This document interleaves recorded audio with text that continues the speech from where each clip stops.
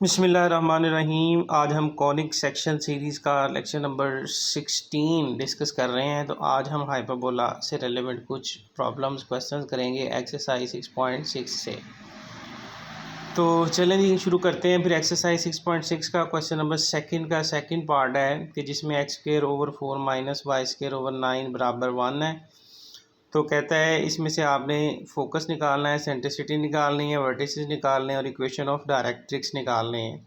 तो सबसे पहला काम आपने इसमें यही करना होता है, देखना होता है कि ये केस 1 है या केस 2 है। तो केस 1 होता है अगर माइनस का साइन y के साथ हो, और केस 2 होता है अगर माइनस का साइन x के साथ हो। तो माइनस का साइन चूँकि y के साथ है तो ये केस नंबर 1 है। तो इसमें फिर a² आप पहली वाली वैल्यू इसमें a बड़ा छोटे का कोई कॉन्सेप्ट नहीं है, जो पहले आएगा वो a है, जो बाद में आएगा वो b है। तो यहाँ पे a² बराबर 4 के आ गया, b² बराबर 9 के आ गया, तो a2 b3 आ गया। तो c² निकालने का फार्मूला आपको पता है, a² + b² होता है।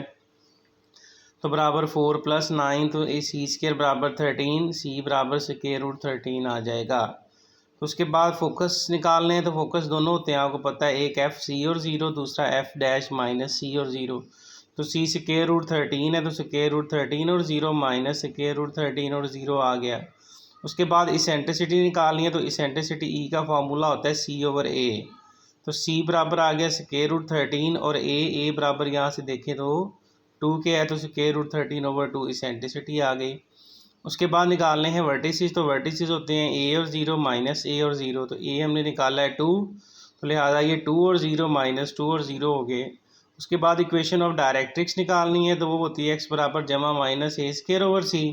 तो a² बराबर 4 के आ जाएगा, c बराबर √13 के, तो x बराबर जमा माइनस 4/√13 आ गया। इस तरह से ये करेंगे। उसके बाद तीसरा सवाल है, इसमें भी y² / 16 - x² / 9 बराबर 1 है। तो इसमें भी यही चारों चीज़ें निकालनी है हमने। तो सबसे पहले हम देखेंगे फर्स्ट केस है या सेकंड केस है। तो चूँकि नेगेटिव का साइन x के साथ आ रहा है, तो this is the second case. तो सबसे पहले फिर सेकंड केस का हमें पता चल गया, तो उसके मुताबिक बाकी चीज़ें निकालते हैं जिनकी हमें ज़रूरत पड़नी है। तो a का स्क्वायर यहाँ से देखिए 16 आ गया, b का स्क्वायर 9 आ गया, तो a4 b3 आ गया।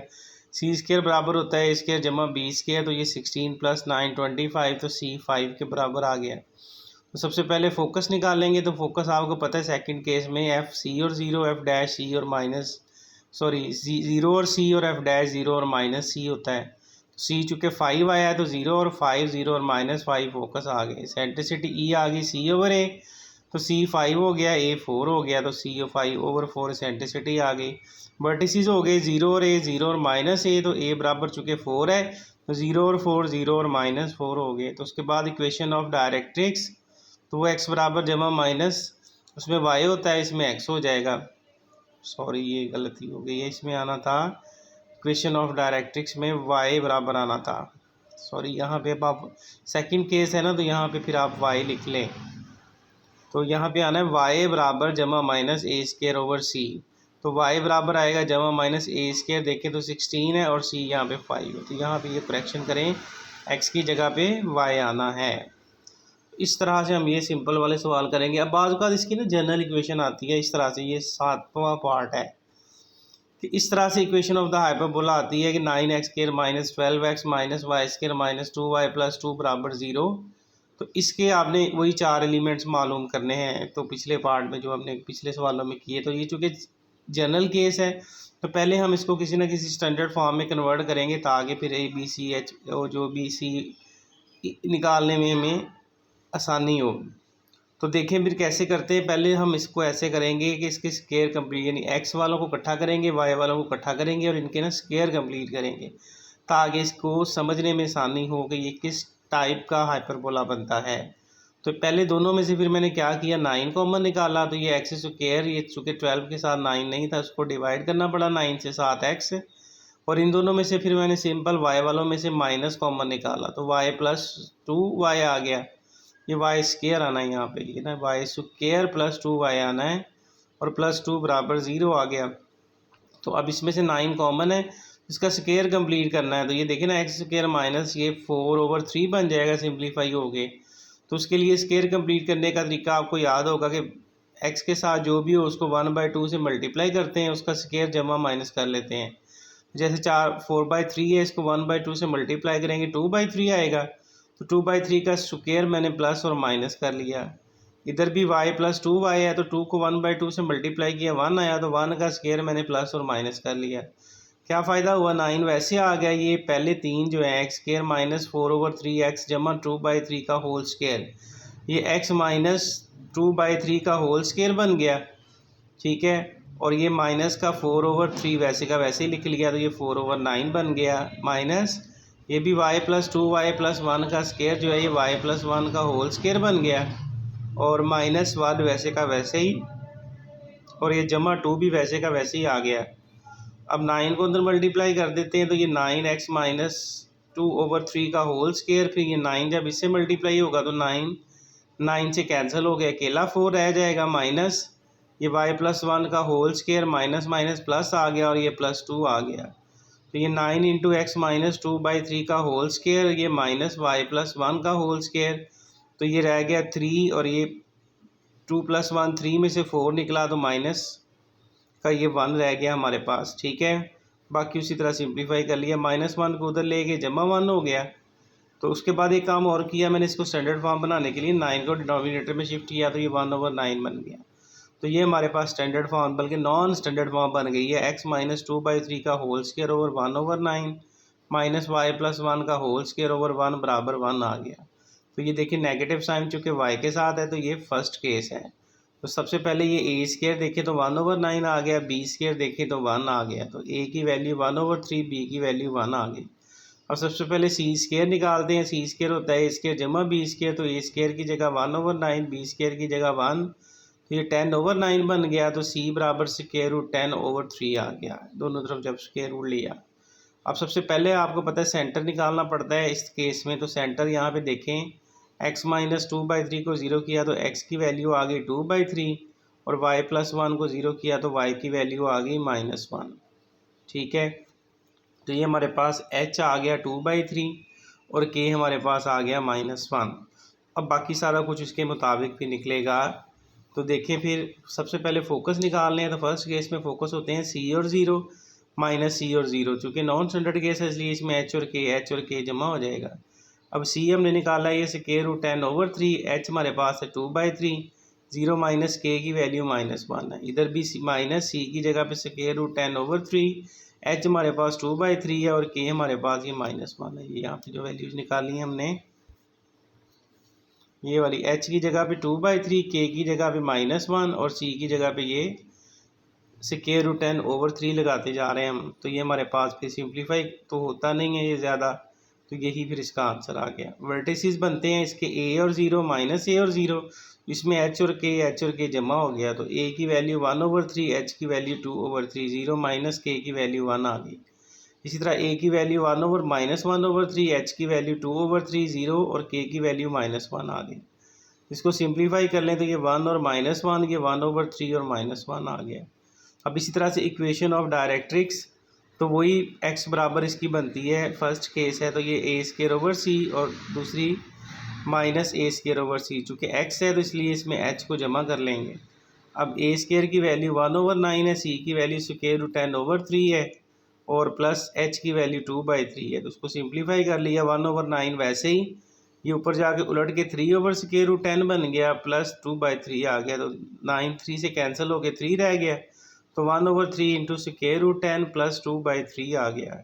तो इधर भी इसी तरह से सिंप्लीफाई किया, तो ये हमारे पास दो इक्वेशंस ऑफ डायरेक्ट्रिक्स आ गई। अब सेंट्रिसिटी रह गई है, तो सेंट्रिसिटी आप खुद ही निकाल लें, E बराबर c/a, तो c की वैल्यू भी आपके पास है और a की वैल्यू भी आपके पास है, c/a से सेंट्रिसिटी निकाल लें।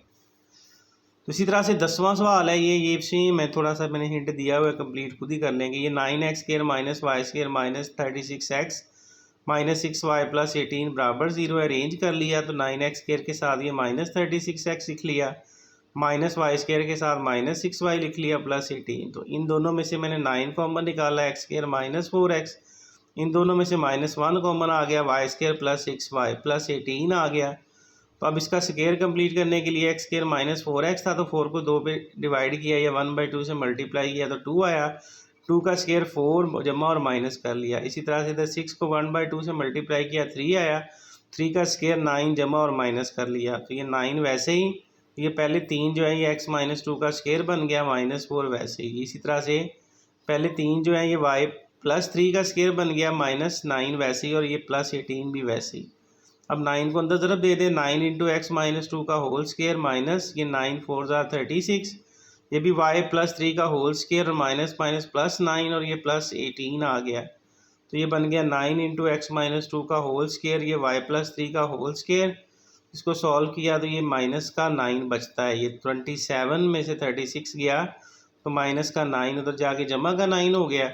सारी की सारी इक्वेशन को 9 से डिवाइड किया तो ये नीचे इसके 1 आ गया, इसके नीचे 9 आ गया 1, तो सेम वही सवाल बन गया जो अभी मैंने आपको करवाया था, फर्स्ट केस ही बन रहा है। इसको फिर आप खुद कर लें। तो 8वां मैं करवा रहा हूँ, इसमें है y² प्लस 12y और ये -x² प्लस 4x प्लस 1 आ रहा है। तो पहले दोनों में से फिर उसी तरह से हमने 4 कॉमन निकाल लिया, दूसरे दोनों में से माइनस कॉमन निकाल लिया, तो ये x² माइनस 4x और ये +1 बाहर ही रह गया। अब उसी तरह से ये 4 वैसे ही है, तो इसका स्क्वायर कंप्लीट करने के लिए y² प्लस 3y है ना, तो 3 को 1/2 से मल्टीप्लाई किया, 3/2 आया, तो 3/2 का स्क्वायर जमा और माइनस कर लिया। इधर भी ऐसी x² माइनस 4x है, तो 4 को 1/2 से मल्टीप्लाई किया, 2 आया, 2 का स्क्वायर 4 प्लस और माइनस कर लिया, तो ये 4 वैसे का वैसे ही आ गया। तो ये पहले तीनों जो हैं ये y प्लस 3/2 का होल स्क्वायर बन गया, तो माइनस ये 9/4 बन गया, फिर माइनस इसी तरह से ये x माइनस 2 का होल स्क्वायर बन गया और -4 बन गया और +1 आ गया, 4 को अंदर उसी तरह मल्टीप्लाई कर लिया, ये 4 इंटू वाई प्लस 3/2 का होल स्क्वायर, तो ये 4 से कैंसिल हो गया, -9। इधर भी माइनस को अंदर ऑपरेट किया तो x माइनस 2 का होल स्क्वायर माइनस माइनस +4 और ये +1 वैसे का वैसे ही, तो 4 इंटू वाई प्लस 3 का whole square minus x minus 2 का होल स्क्वायर, तो ये आ जाएगा फिर 4 और 1 5 में से 9 माइनस हुआ तो माइनस का 4 रह गया, उधर जाके प्लस का 4 हो गया, तो सारी की सारी इक्वेशन को 4 से डिवाइड किया, तो ये हमारे पास इक्वेशन आ गई अपनी स्टैंडर्ड या नॉन स्टैंडर्ड फॉर्म में, यानी हमारे पास ये इक्वेशन बन गई x प्लस 3/2 का whole square over 1 minus x minus 2 का होल स्क्वायर ओवर 4 आ गया। तो नेगेटिव साइन यहाँ पे देखें, तो चूँकि x के साथ आ रही है तो ये फिर सेकंड केस बन रहा है, तो सेकंड केस के मुताबिक कैलकुलेशन करेंगे।